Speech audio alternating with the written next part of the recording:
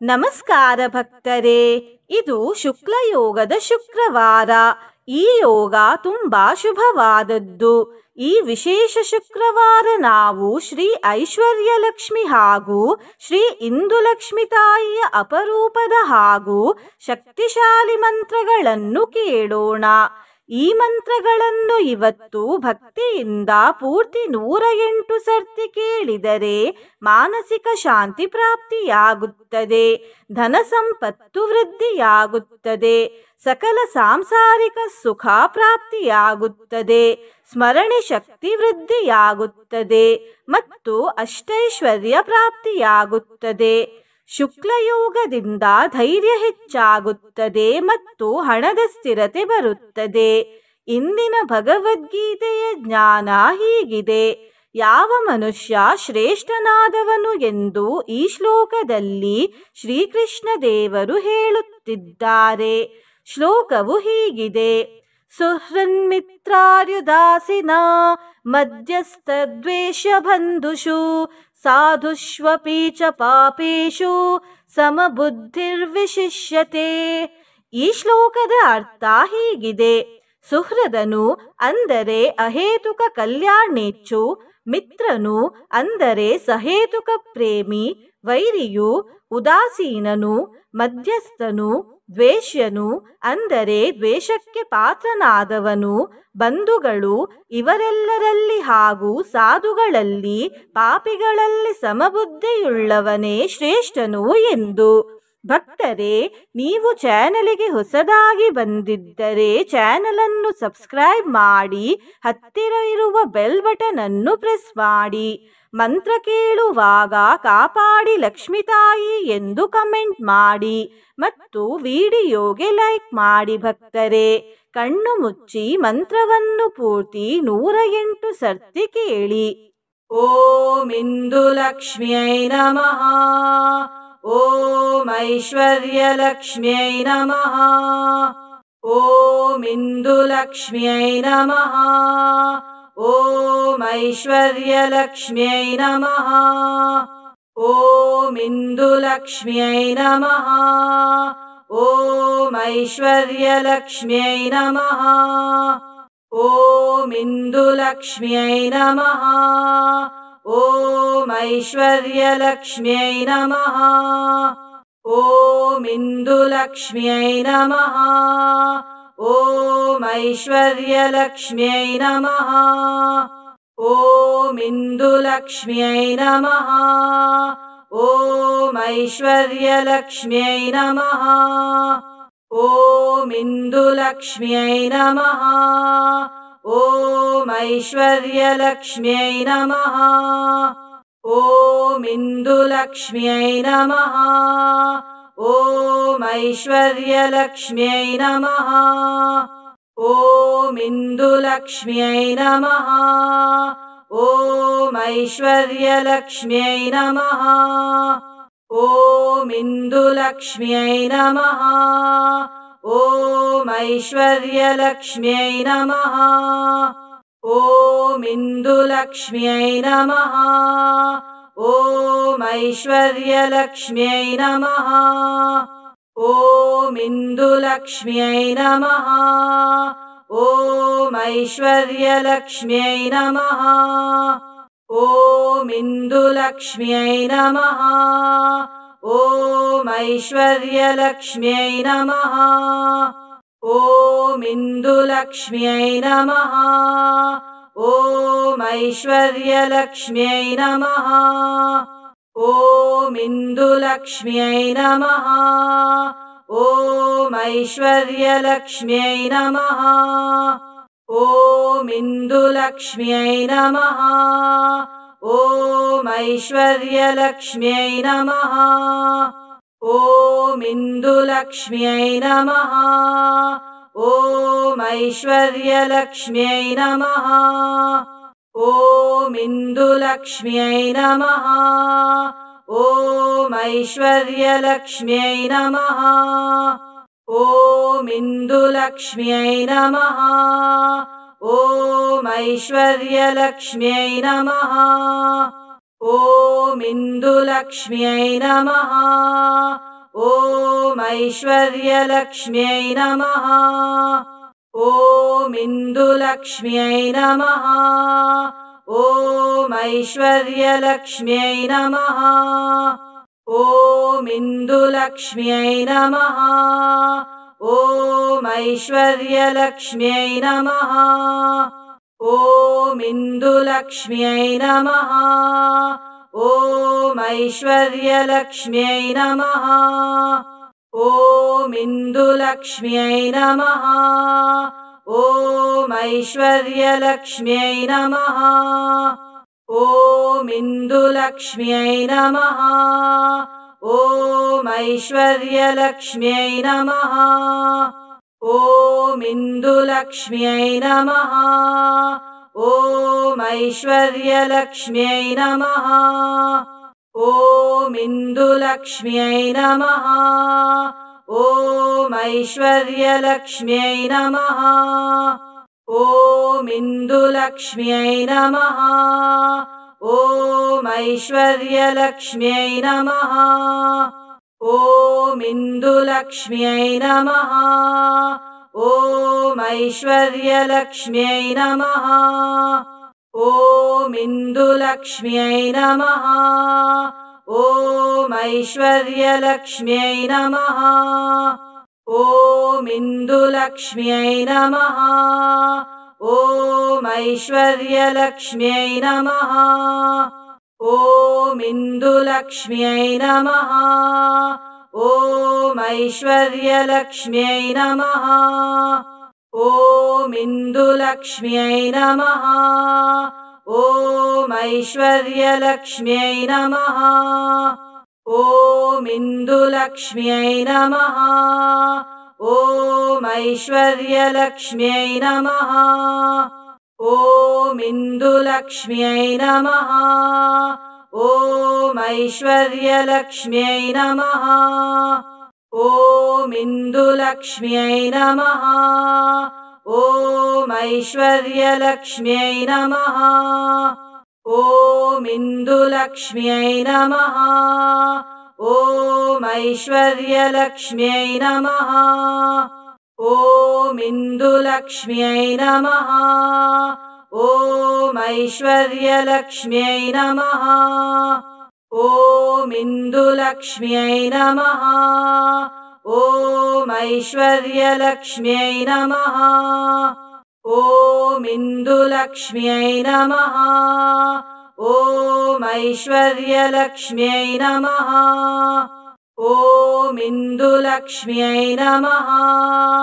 ॐ ऐश्वर्यलक्ष्म्यै नमः ॐ इन्दुलक्ष्म्यै नमः ॐ ऐश्वर्यलक्ष्म्यै नमः ॐ इन्दुलक्ष्म्यै नमः ॐ ऐश्वर्यलक्ष्म्यै नमः ॐ इन्दुलक्ष्म्यै नमः ॐ ऐश्वर्यलक्ष्म्यै नमः ॐ इन्दुलक्ष्म्यै नमः ॐ ऐश्वर्यलक्ष्म्यै नमः ॐ इन्दुलक्ष्म्यै नमः ॐ ऐश्वर्यलक्ष्म्यै नमः ॐ इन्दुलक्ष्म्यै नमः ॐ ऐश्वर्यलक्ष्म्यै नमः ॐ इन्दुलक्ष्म्यै नमः ॐ ऐश्वर्यलक्ष्म्यै नमः ॐ इन्दुलक्ष्म्यै नमः ॐ ऐश्वर्यलक्ष्म्यै नमः ॐ इन्दुलक्ष्म्यै नमः ॐ ऐश्वर्यलक्ष्म्यै नमः ॐ इन्दुलक्ष्म्यै नमः ॐ ऐश्वर्यलक्ष्म्यै नमः ॐ इन्दुलक्ष्म्यै नमः ॐ ऐश्वर्यलक्ष्म्यै नमः ॐ इन्दुलक्ष्म्यै नमः ॐ ऐश्वर्यलक्ष्म्यै नमः ॐ इन्दुलक्ष्म्यै नमः ॐ ऐश्वर्यलक्ष्म्यै नमः ॐ इन्दुलक्ष्म्यै नमः ॐ ऐश्वर्यलक्ष्म्यै नमः ॐ इन्दुलक्ष्म्यै नमः ॐ ऐश्वर्यलक्ष्म्यै नमः ॐ इन्दुलक्ष्म्यै नमः ॐ ऐश्वर्यलक्ष्म्यै नमः ॐ इन्दुलक्ष्म्यै नमः ॐ ऐश्वर्यलक्ष्म्यै नमः ॐ इन्दुलक्ष्म्यै नमः ॐ ऐश्वर्यलक्ष्म्यै नमः ॐ इन्दुलक्ष्म्यै नमः ॐ ऐश्वर्यलक्ष्म्यै नमः ॐ इन्दुलक्ष्म्यै नमः ॐ ऐश्वर्यलक्ष्म्यै नमः ॐ इन्दुलक्ष्म्यै नमः ॐ ऐश्वर्यलक्ष्म्यै नमः ॐ इन्दुलक्ष्म्यै नमः ॐ ऐश्वर्यलक्ष्म्यै नमः ॐ इन्दुलक्ष्म्यै नमः ॐ ऐश्वर्यलक्ष्म्यै नमः ॐ इन्दुलक्ष्म्यै नमः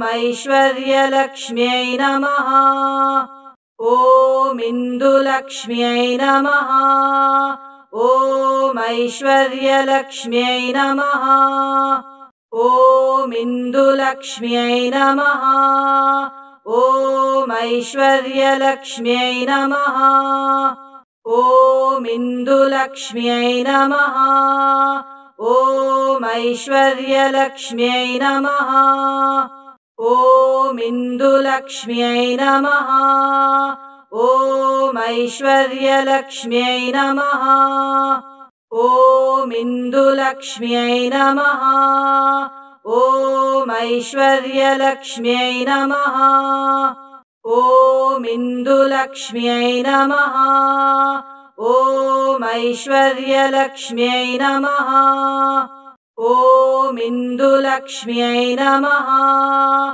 ॐ ऐश्वर्यलक्ष्म्यै नमः ॐ इन्दुलक्ष्म्यै नमः ॐ ऐश्वर्यलक्ष्म्यै नमः ॐ इन्दुलक्ष्म्यै नमः ॐ ऐश्वर्यलक्ष्म्यै नमः ॐ इन्दुलक्ष्म्यै नमः ॐ ऐश्वर्यलक्ष्म्यै नमः ॐ इन्दुलक्ष्म्यै नमः ॐ ऐश्वर्यलक्ष्म्यै नमः ॐ इन्दुलक्ष्म्यै नमः ॐ ऐश्वर्यलक्ष्म्यै नमः ॐ इन्दुलक्ष्म्यै नमः ॐ ऐश्वर्यलक्ष्म्यै नमः ॐ इन्दुलक्ष्म्यै नमः